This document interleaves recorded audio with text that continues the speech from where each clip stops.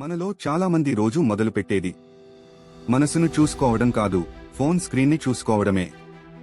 Alarm ఆగకముందే phone తీసుకుని WhatsApp, Instagram, YouTube నోటిఫికేషన్లలో మునిగిపోతాం. కానీ ఒక్కసారి ఆగి ఆలోచించండి.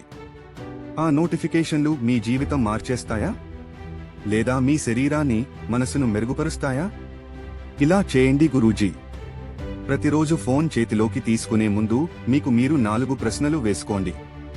1. నేను ఈరోజు సరిపడా నిద్రపోయానా? నిద్ర మన శరీరానికి రీసెట్ బటన్ లాంటిది.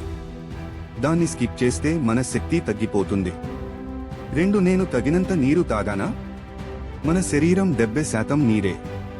కానీ మనం ఫోన్ బ్యాటరీని ఎక్కువగా పట్టించుకుంటాం, మన శరీరానికి తగిన రిఫిల్ ఇవ్వడమే మర్చిపోతాం.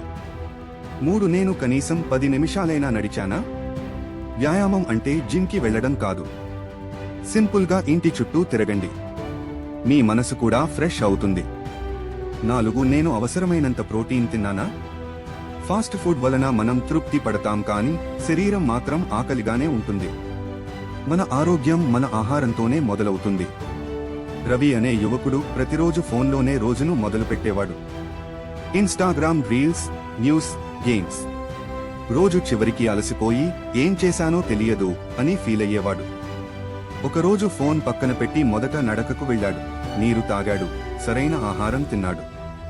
మరి అదే రోజు అతని ఉత్సాహం 3 రెట్లు పెరిగింది. ఇది సైన్స్ కాదు గురూజీ, ఇది సాధారణమైన సెల్ఫ్ డిసిప్లిన్.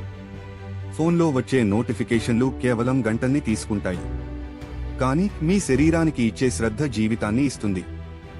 అందుకే ఫోన్ ముందు కాదు, మీ ఆరోగ్యం ముందు.